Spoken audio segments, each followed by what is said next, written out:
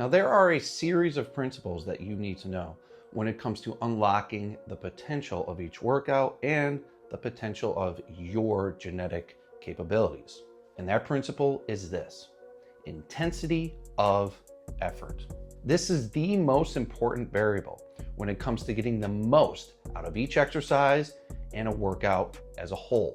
Now, many people have been extremely misled into believing that the amount of exercise is a direct variable on how your body responds in terms of the results it gets and how large the results.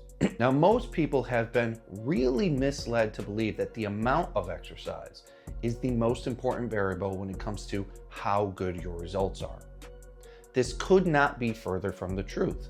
Like I said in a previous video, we've known since 1957, when Dr. Elwood Henneman established the Henneman size principle of muscle fiber recruitment, that your body recruits and stimulates muscle based on effort, not amount of exercise, not speed of exercise, not range of motion, not type of exercise.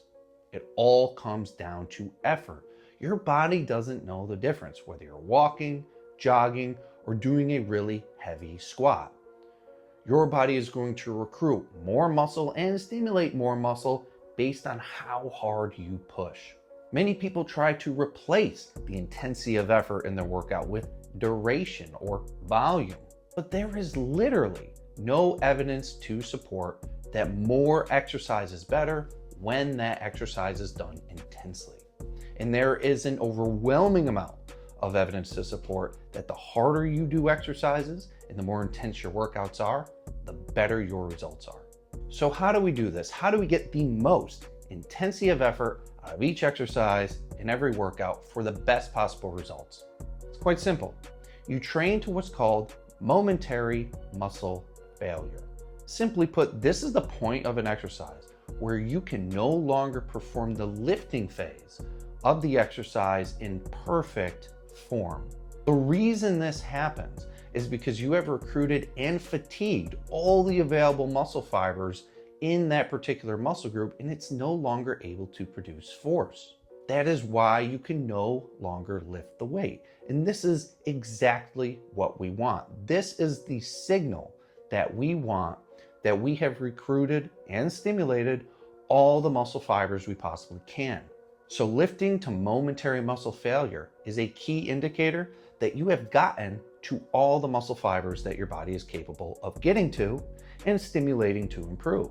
Now, here's the part a lot of people find it hard to understand, is that once you've recruited these muscle fibers and you've contracted them really hard, you've stimulated them. Recruiting them again, contracting them really hard again is not going to result in any better improvement. It's kind of like turning on a light switch. Once you turn on a light switch by flicking the switch or pressing the button, the light is on. You can't turn on the light any better. You've sent the signal to the light to illuminate. You cannot light it any more than it already has become lit. The same happens with your muscle fibers. Once you've sent the signal to that muscle fiber by contracting it really hard, you've stimulated that muscle growth and strength improvement process. You cannot resend the signal or send more of a signal. You've already turned it on. This is why, if you are training properly to momentary muscle failure, you do not need any more than one properly performed set. Now, in some cases, if that set is not properly performed, additional sets or set extenders can be useful. But this system is going to teach you how to perform that set optimally, so you don't need to waste your time with additional sets, set extenders, or all these silly tricks and gimmicks that the fitness industry uses to increase intensity. Now, when you're doing just one really well-performed set per exercise, now you can see that this workout becomes extremely time efficient. So what does momentary muscle failure actually look like?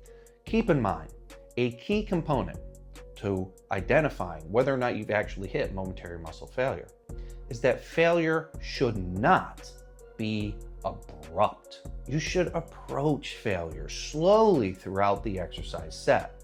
Now, what do I mean by this? Abrupt means if I go to change direction and I stop abruptly and I set the weight down, That's not failure.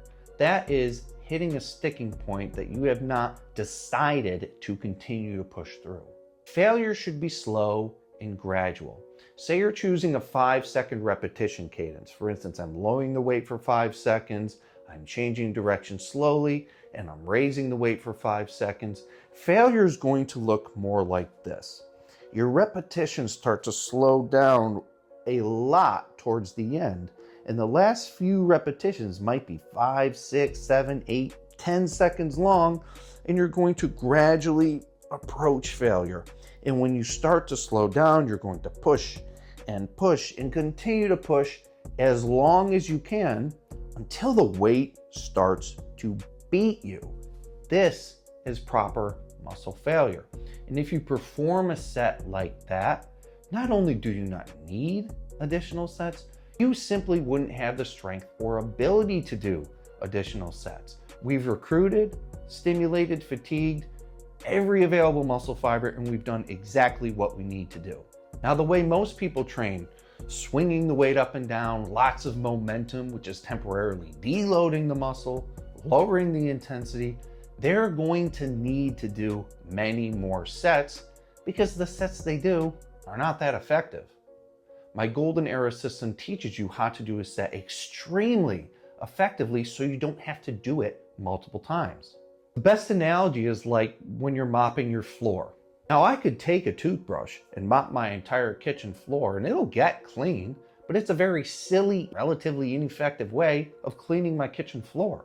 Or I can use a big mop, and the mop is a better tool, it's more effective, it's more efficient. I'm going to get the same job done, just better and saving more time.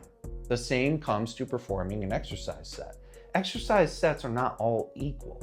You can perform sets very poorly, very inefficiently, or you can perform them how this system teaches you, safely, extremely effectively, and efficiently.